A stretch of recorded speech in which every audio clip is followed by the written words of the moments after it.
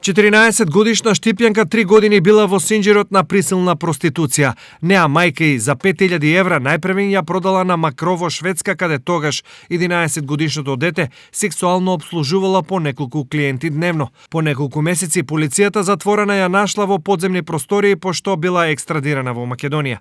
Овде агонијата на девојчето продолжила бидејќи на проституција била приморувана од сопствената мајка и брат. Секој ден плакав и ги молев повеќе да не одам по хотели во и околу Штип, но тие никако не ме разбираа дека не можам.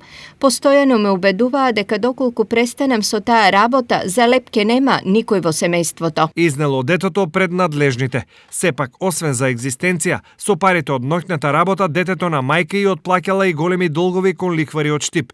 Парите, како што изјавило девојчето, во истиот момент биле предавени на мајка и, а често се случувало во раните утрински часови пред ватата да чекаат и лихварите.